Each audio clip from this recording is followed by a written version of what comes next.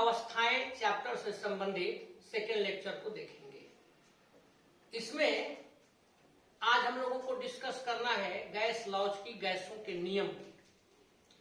बहुत सारे नियम हैं, बॉयल का नियम, चार्ल्स का नियम, ये सब, तो उसी को हम लोग लेकर के आगे बढ़े। चलिए ध्यान दीजिए, तो गैसों के नियमों की चर्चा करनी है। यहां पर हम लोग लेकर के चले।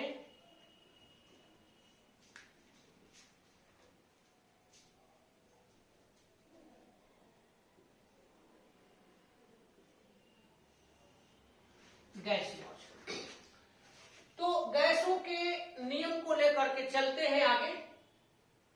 इसमें जैसा कि हमने बताया बहुत सारे नियम हैं, तो उसमें सबसे पहला नियम है, बॉयल साहब ने इस नियम को दिया था, बॉयल का नियम। इसी को लेकर के हम लोग चलेंगे, बॉयल्स लॉ।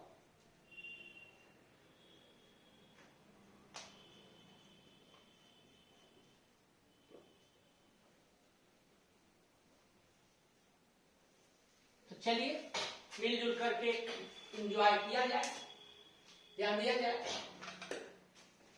इसमें बच्चों चार को मुख्य रूप से टर्म को लेकर के चला जाता है। आप मेजरेबल प्रॉपर्टी में पढ़े थे, उसी में से लिखते हैं। एक होता है, देखिए, प्रेशर, दाब, ताप, आयतन और द्रव्यमान। ये मुख्य रूप से हम दे रहे हैं। द्रव्यमान को मोल में भी लिख देते हैं। इसमें द्रव्यमान को निश्चित रखा जाता है। अब इस तीनों में से एक को कांस्टेंट हो जाएगा, आगे चल के दुइयों को कांस्टेंट करेंगे। एक कांस्टेंट होगा, दो का रिलेशन बताया जाएगा। तो यहां पर बॉयल साहब ने द्रव्यमान को तो निश्चित कर दिया, ये तो निश्चित था। ताप को इन्होंने कांस्टेंट किया। अब आप बताइए कि जब T टेम्परेचर, ताप कांस्टेंट होगा तो किसके किसके बीच रिलेशन होगा? V और P के। यानी इस नियम के अंतर्गत PV रिलेशन बताया गया। बॉयल्स लॉ क्या करता है कि प्रेशर और वॉल्यूम के रिलेशन को बताता है। बस अब समझा जाए क्या बताता है। इन्होंने बताया, किन्होंने? बॉयल साहब ने, कि अगर द्रव्यमान को निश्चित कर दिया जाए किसी गैस के, जैसे 10 किलोग्राम द्रव्यमान है तो 10 किलोग्राम रह गया, 20 किलोग्राम द्रव्यमान है तो 20 किलोग्राम रह गया। और टेम्परेचर को फिक्स कर दिया जाए, कांस्टेंट, मान लीजिए रूम टेम्परेचर, तो रूम में टेम्परेचर रह गया, वो चेंज नहीं है। तो स्थिर ताप पर, नियत ताप पर, फिक्स्ड टेम्परेचर पर निश्चित मात्रा के गैस का आयतन, इन्होंने बताया, दाब के व्युत्क्रमानुपाती होता है। बस ऐसे तो इसको लिख देते हैं, नियत ताप पर चाहे स्थिर ताप पर, ध्यान दीजिए, निश्चित मात्रा के गैस का आयतन उसके, अब आयतन ले लिए हैं तो ध्यान दीजिए, स्थिर ताप T स्थिर कर दिए, आयतन निश्चित कर दिए, तो अब दुए को कन रह गया, तो आयतन उसके किसके क्या होगा? दाब के कुछ होगा जो हो, तो दो हम लिख ही चुके हैं, तीसरा से कहिए रहे हैं। तो दाब के बच्चों व्युत्क्रमानुपाती होता है, उसके दाब के व्युत्क्रमानुपाती होता है। बस यही तो है, यही नियम हम लोग लिए।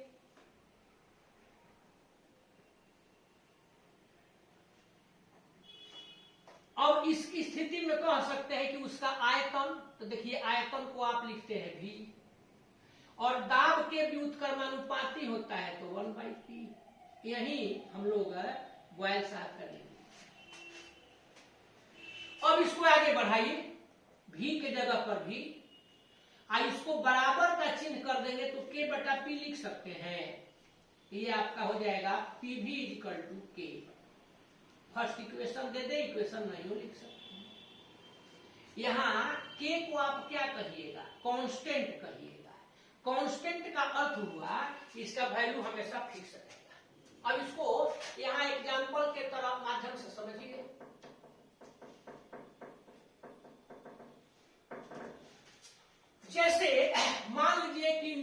मात्रा के किसी गैस के लिए हम चल रहे हैं, ताप को कांस्टेंट रखे हैं, टेम्परेचर फिक्स्ड है और उसका आयत है प्रेशर 10 atm है, 10 वायुमंडल उसका दाब है और आयतन मान लीजिए कि 10 लीटर है। अब आप बताइए कि तब उसका के कितना होगा, तब के हो जाता है, देखिए P इंटू V, ये आपका आ जाएगा 10 गुणे 10 100। यहां पर एक केस निकल गया। अब क्या करते हैं, P को हम लोग 10 नहीं करके मान लीजिए कि प्रेशर को बदल करके 20 कर दिए, आप लोग बताइए वॉल्यूम क्या हो जाएगा। तो चूंकि K हमेशा क्या आएगा, कांस्टेंट, तो K को आप 100 लाएंगे, तो 100 कब होगा, ये तो 20 है, तो ये कितना कर देंगे, 20 5 100, तो ये आपका हो गया 5 लीटर। तो यहां हो गया 20 के बराबर P इंटू V, इसको हम लोग कह दिए PV, ये आपका हो गया 20 गुणे 5।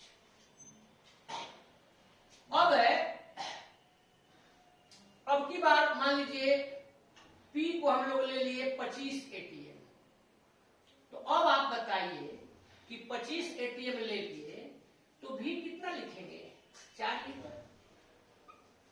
क्यों, क्योंकि K तो बराबर कांस्टेंट है, तो K PV है, ये आपका हो गया 25 गुणे 4 बराबर। तो जरा ध्यान दीजिएगा, उदाहरण है, कोई खास इसमें नहीं कि यहां पर P लिए है 10 atm, यहां पर कर दिए 20, यहां पर कर दिए 25, तो प्रेशर को क्या कर रहे हैं, बढ़ा रहे हैं। लेकिन जैसे जैसे प्रेशर को बढ़ा रहे हैं, आयतन अब जरा ध्यान दीजिए, 10 से घट के 5, 5 से घट के 4, आयतन क्या हो रहा है, घट रहा है। ताप बढ़ रहा है, आयतन घट रहा है, यानी दोनों एक दूसरे के क्या हुए, व्युत्क्रमानुपाती कर्मानुपाती हुए, इन्वर्सली प्रोपोर्शनल इसी को कहा जाता है। यही तो है। तो यही हम लोगों को बॉयल के नियम से यही चीज मिला। क्या मिला कि दाब और आयतन का गुणनफल हमेशा क्या होता है, कांस्टेंट होता है। देखिए दाब और आयतन का गुणनफल कांस्टेंट होता है। क्लियर हो गया। अब चलते हैं, यदि दाब आयतन लेते हैं, मान लीजिए V है, इसको बढ़ा करके चाहे बदल करके कहिए, V बदल के V1 और V1 बदल के V2 कर दिया जाए,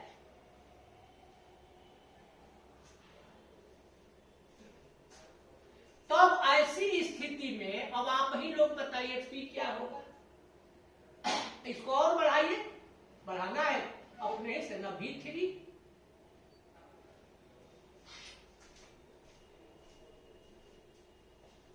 तब P क्या हो जाएगा, देखिए P P1 P2 P3, यानी हो जाएगा चाहे हो जाता है।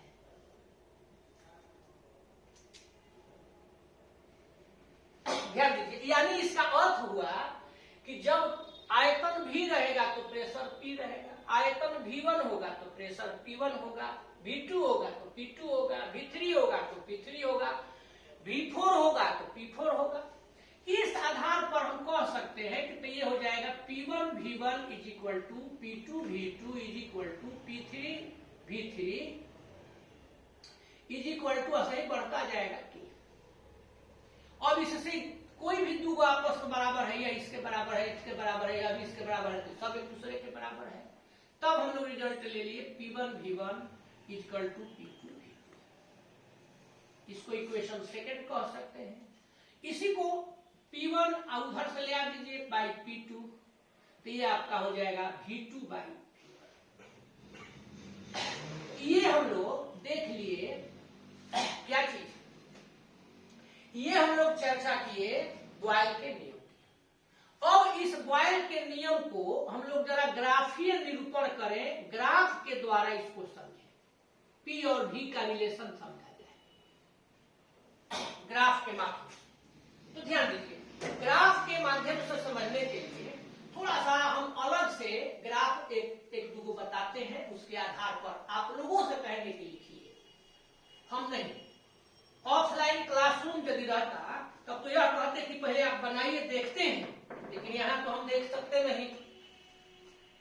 आप लोग हमारे पास तो है नहीं कि तो हम लोग एक दूसरे को केवल समझ सकते हैं। तो यहाँ पर इसको समझने के लिखने के पहले, इसको व्यक्त करने के पहले आगे देखते हैं। मान लीजिए ए और बी के बीच में रिलेशन हम लोग ले रहे हैं, तो इसमें दो तरह के रिलेशन बन सकते हैं, ए प्रोपोर्शनल बी, यानी ए और बी एक दूसरे के समानुपाती है। ए और बी एक दूसरे के इनवर्सली प्रोपोर्शनल माने व्युत्क्रमानुपाती है।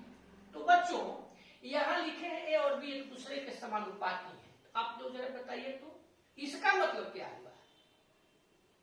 इसका मतलब ये हुआ कि यदि ए बढ़ता है बी भी बढ़ता है, दोनों चल रहे हैं पैरेलल रूप से, तो ऐसी स्थिति में यदि ए और बी के बीच ग्राफ खींचना होगा तो क्या होगा? ए यहां पर हो गया, बी यहां पर हो गया। चूंकि दोनों बढ़ रहे हैं, दोनों समानुपाती हैं, बढ़ रहे हैं तो दोनों बढ़ रहे हैं, घट रहे हैं तो दोनों घट रहे हैं, तो इसका ग्राफ ऐसे सीधा। अब दूसरा फेज में हम लोग देखिए कर दिए ए और बी एक दूसरे के व्युत्क्रमानुपाती है। तो अब क्या होगा जरा देखिए तो, यहां पर बी ले लिए, यहां पर ए ले लिए।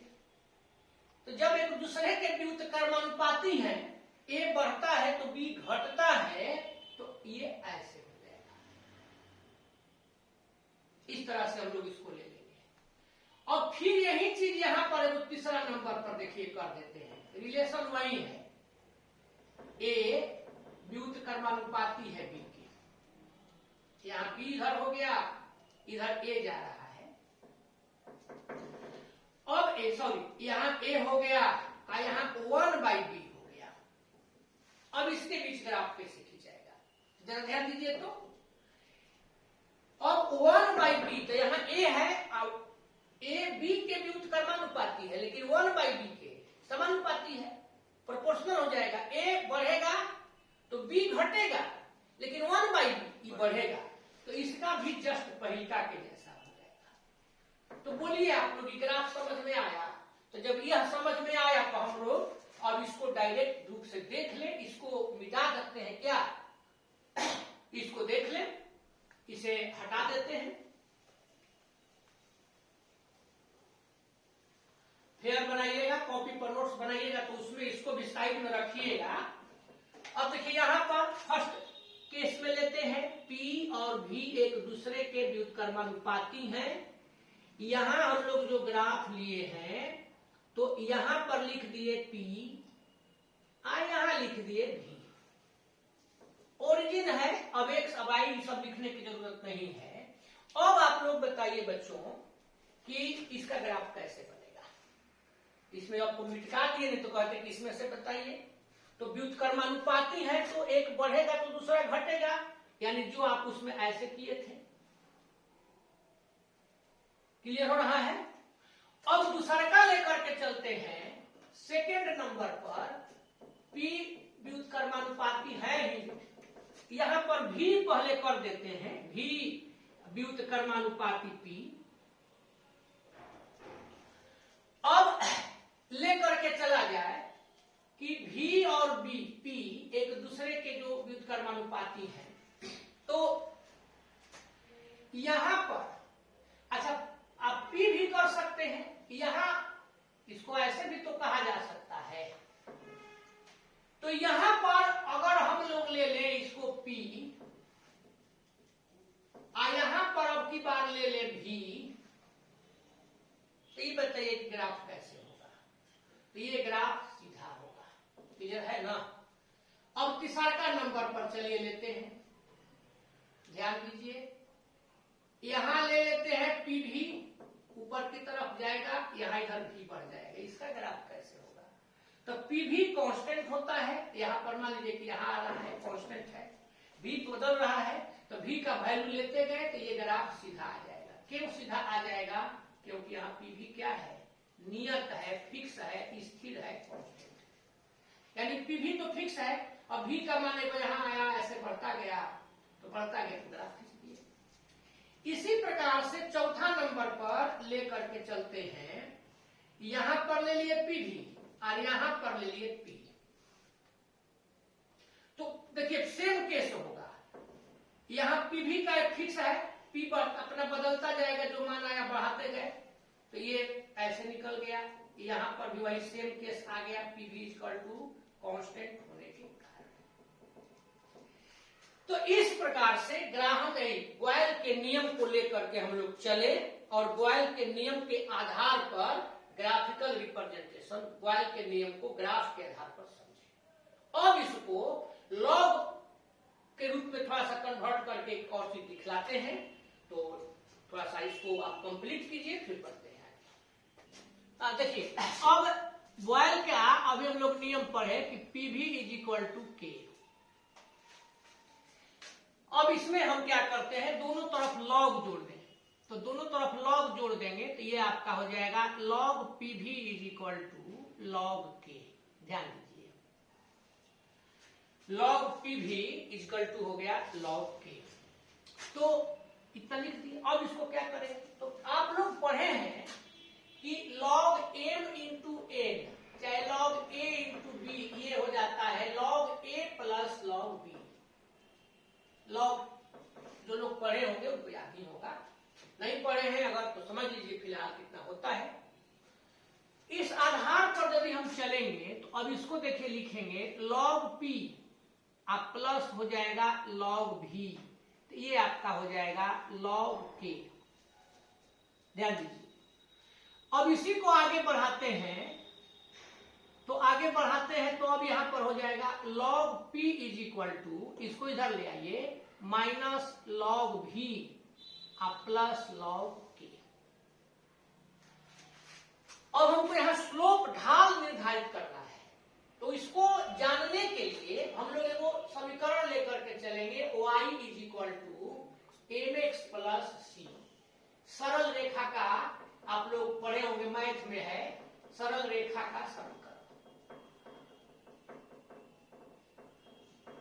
मैथ वाले लोग जानते होंगे, जो लोग बायो के हैं उनको ज्यादा समझाने के लिए ही हम लिख रहे हैं। दोनों देखिए, यहाँ y अक्ष को बतलाता है, y अक्ष को x को बतलाता है, c जहां से ग्राफ पढ़ेंगे वहां लेकर के चला जाएगा, और m को ढाल कहा जाता है।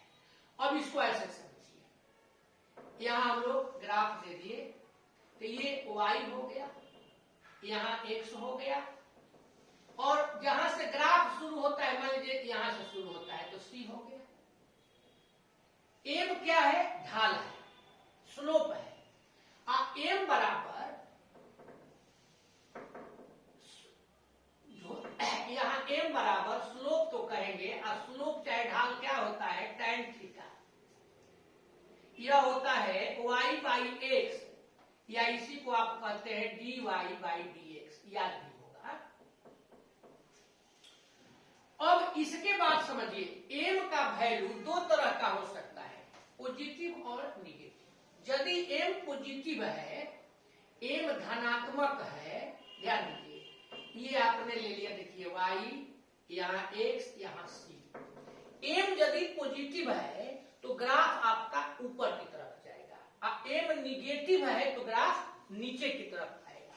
तो यहां हम मान लेते हैं m पॉजिटिव धनात्मक, तो ग्राफ किधर जाएगा, नीचे की तरफ, ऊपर की तरफ। बहुत अच्छा, ऐसे जाएगा। यहां पर अब यही जरा ध्यान दीजिए, ये हम लोग ले लिए y, ये ले लिए x, यहां पर है c, और m का वैल्यू यहां निगेटिव है, तो ऐसी स्थिति में ग्राफ किधर जाएगा, इस साइड। अब अभी बताए थे कि यह tan theta y by x होता है, तो यह कैसे होता है जरा ध्यान दीजिए।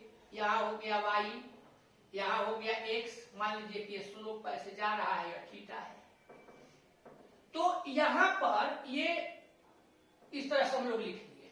तो अब आप लोग बताइए कि tan थीटा बराबर क्या होता है। इसका मान अगर हमको ज्ञात करना है, तो ये लंब हुआ या आधार हुआ, तो ये लंब बटे आधार होता है। तो ये क्या किस अक्ष के लिए उधर से लिए थे, तो ये आपका हो गया y बटे x। इसी को आगे चल करके यदि जरूरत पड़ता है तो हम लोग लिखते हैं dy बटे x। तो ये हो गया y बाई एक्स स्लोप को निकालने के लिए। इसमें आप याद रखेंगे कि m पॉजिटिव तो ढाल ग्राफ ऊपर की ओर, आयन का नाम वैल्यू निगेटिव ऋणात्मक तो नीचे की ओर। अब यहाँ पर बढ़े आगे ना, अब यहाँ पर इसी को देखिए हम लोग y equal to mx plus c के आधार पर लिखे। मान लीजिए हम कहते हैं log p y है, माने y की जगह पर log p है, x के जगह पर log v है, c के जगह पर log k है, m के जगह पर माइनस है। तो आप कह सकते हैं कि कैसे कह दीजिएगा, काहे हम ही नहीं मान लेंगे कि y की जगह पर log k है। चलिए बता देते हैं, ध्यान दीजिए y और x इसमें से जो बदलेगा वैल्यू वही होंगे, और c हमेशा वह रहेगा जो कांस्टेंट होगा, जो फिक्स होगा।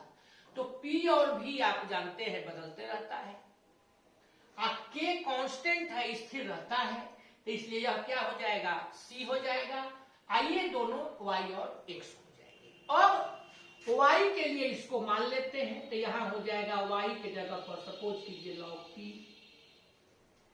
x के जगह पर हो गया log v, अब तो क्लियर, और c के जगह पर हो गया log k, m बोल दीजिए क्या हो गया, समझने के लिए कर लेना। अब आप इसका ग्राफ खींचिए, ध्यान दीजिए, तो जब आप इसका ग्राफ खींचेंगे, इसको ऐसे कर दिए, यहां होता है y, तो y के जगह पर आपने लिख दिया log क्या, देखिए y की जगह पर log p, x लेते हैं तो यहां x की जगह पर आपने क्या ले लिया log v,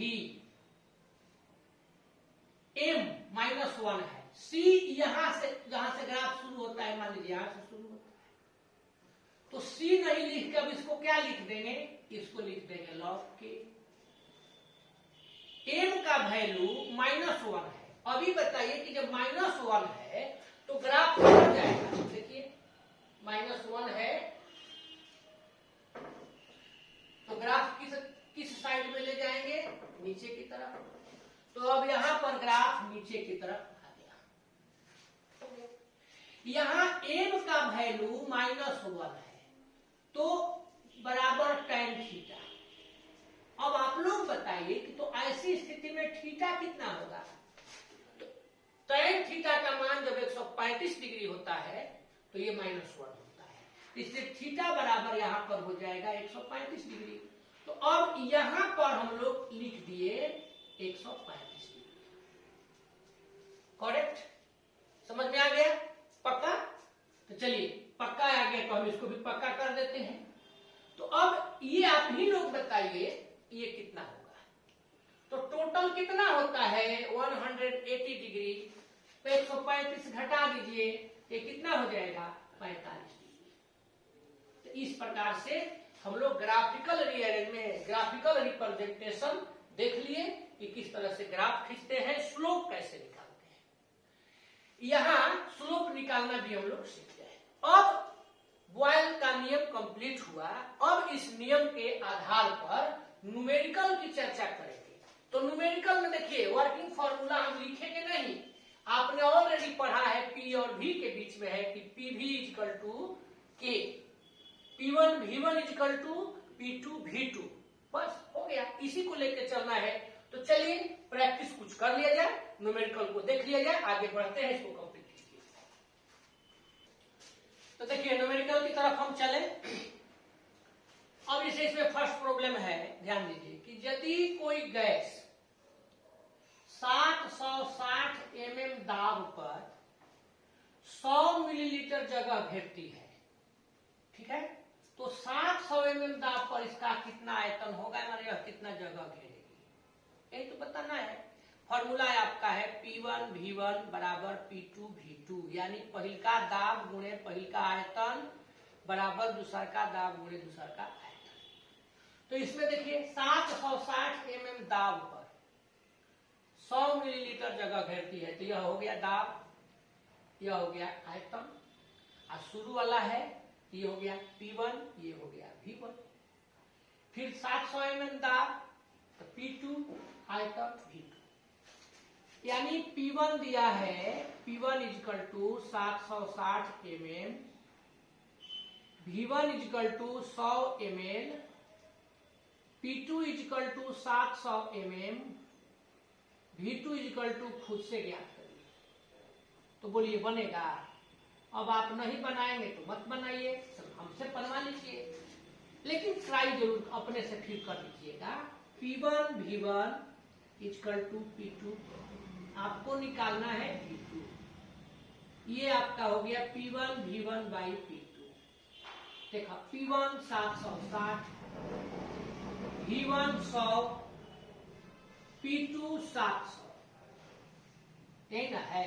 ये बेचारा कैंसिल। अब भाग दे दीजिए, 7 से 7 दहिया 70, 6 बच गया, 60 हो गया, 7 8 56। अब 56 कर दिए तो कितना बच गया? 60 था, 4 बच गया तो 40.7 35, 5 बच गया 50, 7 7 49। तो ये आपका हो गया 108.57 मिलीलीटर। ऐसे हम लोग बोलिए, कहीं कोई कंफ्यूजन बढ़ जाए तो एक और सवाल देखिए। 760 ml दाब तथा निश्चित ताप पर किसी गैस के 400 मिलीलीटर आयतन को 300 मिलीलीटर तक घटाने के लिए आवश्यक दाब की गणना करें। तो अब यहां जरा बताइए 760 क्या होगा? पहला दाब है V1, आयतन पहला है तो V1, ये आयतन दूसरा का है फाइनल, तो V2, दाब निकालना है तो P2। तो यहां पर बच्चों हम लोग लिख दिए, देखिए तो P1 बराबर 760 mm, V1 बराबर 400 मिलीलीटर, V2 बराबर 300 मिलीलीटर। अब आपको निकालना है P2 बराबर, फिर वही तो फॉर्मूला आ गया, कुछ है ही नहीं इसमें सूत्र से। तो ये आप ले लेंगे P1 V1 equal to P2 V2। अब ऐसी स्थिति में P2 निकालिए, P1 V1 बाई V2। अब देखिए P1 तो 760, V1 तो 400 और V2 तो 300। तो ये दो गो जीरो कैंसिल हो गया। ये 700 नहीं है, 760 है। अब गुना कर दीजिए, 0 4 6 24 के 4 2, 4 7 28 और 2 30 बटे 3 भाग दे दीजिए। तो 3 दहिया 30, एक मर्तबे। अब इसका एक बच गया तो 10, तो तितरी का 9, एक बच गया तो 3। तो ये आपका हो गया 1013.33 दाब है तो mm में दिया है, इसलिए mm। यही अगर ATM रहता तो उसमें लिखते। तो बोलिए, कहीं कोई दिक्कत? कुछ करना ही नहीं है, केवल सवाल को खूब बढ़िया से सुनिए, पढ़िए, ये सब अपने से लिखने का प्रयास करिए। ये नहीं कि इसको वीडियो मान लीजिए और इसे देख करके सिनेमा जैसा पढ़ रहे हैं, पढ़िए के समझ रहे हैं। सवाल पढ़े, उसके बाद वीडियो को पॉज कर दीजिए, पॉज करके बनाना शुरू कीजिए अपने से। अभी पॉज करके मौज मत करने निकल जाइए घूमने, बनाना शुरू कीजिए, अपने से खोजिए, ये सब देखने मत कीजिए। बन गया तो आंसर मिला सकते हैं, नहीं बना तो एक बार देख लीजिए, खुद से वर्क कीजिए। इस भरोसे मत है कि तो बना दिया गया है, एक बार उसी को देख ले। ये मेरे दिमाग से बनाया हुआ है। अगर आप केवल इसको देखेंगे तो उतना बढ़िया से कैच नहीं कर पाएंगे, अपने से बनाएंगे तब होगा। आप देखिए ना, हमारा बनाया हुआ चाहे किसी का बनाया हुआ, 10 तो सवाल लीजिए, सुबह में उसको देख लीजिए केवल, और शाम को बनाइएगा तो 2-4 तो जरूर गलत हो जाएगा, दिक्कत होने लगेगी, प्रॉब्लम आ ही जाएगी। क्यों? क्योंकि तो आप तो डायरेक्ट बनाया हुआ समझ रहे हैं, डायरेक्ट आपका भोजन परोसा हुआ है। ऐसे अगर आप लेकर के चलते हैं, अपने से मेहनत करते हैं, तो सवाल एक बार बन गया तो हमेशा के लिए बनेगा। तो चलिए अगला प्रॉब्लम देखें, ध्यान दीजिए। किसी ताप तथा 760 mm दाब पर किसी गैस का आयतन 74 मिलीलीटर है, यानी P1 है दाब, ये V1 हो जाएगा। अब कहता है कि यदि उसी ताप पर दाब को 740 मिलीमीटर परिवर्तित कर दिया जाए, घटा दिया गया, बदल दिया गया, 760 से 740 कर दिया गया, तो आयतन में क्या परिवर्तन होगा? एक वही क्वेश्चन हो गया। अब दूसरा का कहता है कि गैस का कितना आयतन होगा यदि 740 mm पर गैस की मात्रा प्रारंभिक मात्रा से दुगनी कर दी जाए। तो अब देखिए, ये हुआ P1, ये हुआ V1, ये हो गया P2, आप निकाल देंगे V2, और V2 आंसर नहीं होगा, कह रहा है कितना परिवर्तन हुआ, तो पहले का 74 है। अब जो दूसरा का आएगा तो वह अधिक आएगा कि कम आएगा? तो जरा देखिए, थ्योरी के हिसाब से चलेगा तो 760 प्रेशर है तो 74 मिलीलीटर आयतन है, तो ये 740 प्रेशर है, यानी दाब को कम किया गया। दाब और आयतन व्युत्क्रमानुपाती होते हैं, तो जब दाब को कम किया गया तो आयतन अधिक आएगा, यानी आयतन चाहे जो कुछ भी आए 74 से अधिक होगा, तो जो अधिक होगा उसमें से इसको घटा देंगे, तो वही अंतर हुआ। आपके पास 50 रुपया था, अब आपके पास 60 रुपया है, कितना अंतर हुआ? 10 रुपया। वही चीज जितना फाइनल आएगा उसमें से इसको घटा दीजिए, ये वही क्वेश्चन हुआ। फिर कहता है कि गैस का आयतन कितना होगा यदि 740 mm वाला, माने इसका मात्रा दुगुना कर दिया जाए गैस की, तो जब दुगुना करिएगा तो पहले कितना आयतन आया था? तो जो यहां पर आया था V2, उसमें 2 से गुना। अब इसी को इतना के बाद अपने से प्रयास कीजिए बनाने का, आने तो देखिए अब हम निकाल रहे हैं, यहाँ पर ध्यान दे दीजिए, सब तो बोलिए दिए हैं। P1 = 760 mm, बहुत अच्छा। V1 = 74 millilitre. उसके बाद में है P2 = 740 mm। V2 = अब सूत्र अप्लाई कीजिए, आप लोग ऑलरेडी जानते ही हैं, P1 V1 = P2 V2, तो V2 = P1 V1 by P2। यहां पर देखिए P1 760, V1 74, P2 740, 0 से 0 ये बेचारा कट गया, 76 मिलीलीटर। आयतन में क्या परिवर्तन होगा? तो इसलिए आयतन में परिवर्तन, ध्यान दे दीजिए। तो यहां आयतन में परिवर्तन अब 76 आ गया है, आप पहले 74 आप लोग लिखे हैं, तो ये आपका आयतन में परिवर्तन हो गया 2। क्लियर हुआ? अब फिर दूसरा का देख लीजिए पुनः। कहता है कि गैस का कितना आयतन होगा यदि गैस की मात्रा दुगुनी की जाए तब? तो गैस की मात्रा दुगुनी करने पर, यहां गैस की मात्रा को दुगुनी कर दिया गया, तब आयतन क्या होगा? देखिए, तो बतेबे के थे कि 2 से केवल आप गुना कर देंगे, ये आया है 76, तो यहाँ पर 76 और उसमें 2 से गुना कर देंगे, 2 × 12, 2 × 14, 15। इस तरह से हम लोग बनाते हैं। आप एकदम मेहनत कीजिए। तो आपने बॉयल का नियम कंप्लीट किया, थोड़ा समय इसमें हम लोग ग्राफ वगैरह में दिए जो कि आपको समझ में आ गया। अब इतना के बाद अगले वीडियो में हम आपको चार्ल्स लॉ उसके बाद वाला भी बताएंगे। तो चलिए, आपने बहुत मेहनत किया, पिछला टॉपिक को आप देखें और ध्यान दीजिए। बड़ी खुशी हुई, पिछला टॉपिक में हमने एक जगह गलत लिख दिया था, गलत लिख नहीं दिया था, लिखने में गलत लिखा गया था। क्या लिखा गया था? जो लोग ध्यान दिए होंगे वो तो जान गए, नहीं ध्यान दिए हो तो सुन लीजिए। पढ़ाना शुरू किए थे तो हमको लिखना था, इधर बाएं साइड में कोना में लिखे थे, लिखना था हमको कि पदार्थ की भौतिक अवस्थाएं, तो वहां हम लिख दिए थे भौतिक की भौतिक अवस्थाएं। हालांकि अंग्रेजी ठीक लिखे थे, फिजिकल स्टेट्स ऑफ मैटर।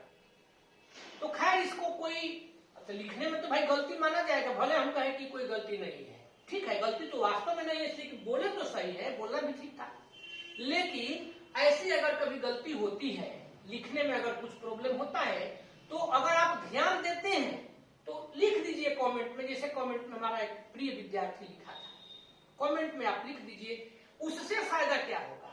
तो कमेंट अन्य बच्चे भी पढ़ते हैं, वो देखेंगे कि कमेंट में ये आया हुआ है, उस पर हम जवाब दिए कि हाँ ठीक है, वो भी ध्यान दे देंगे, उनका भी ध्यान रहेगा, वीडियो आपका ठीक रहेगा।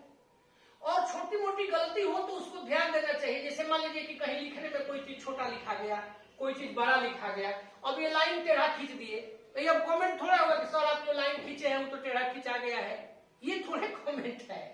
आपको स्पष्ट दिखलाना चाहिए। हम जो भी आपको बताते हैं तो हमारे पास टेक्निकल उतना बड़ा टेक्नोलॉजी लेकर नहीं चलते हैं।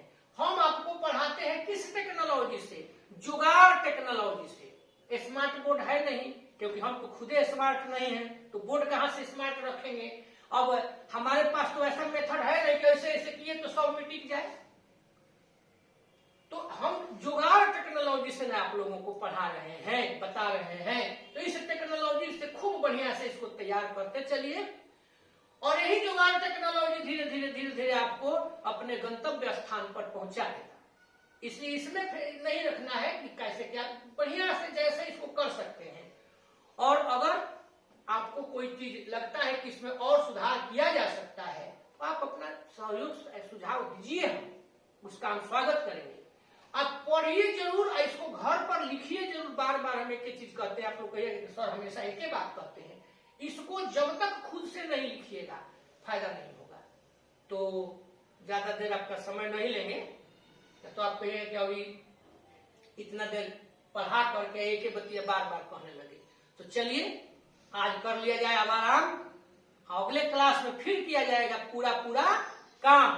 तो आप सभी को इतना देर तक ध्यान पूर्वक हमारे साथ रहने के लिए बहुत बहुत धन्यवाद।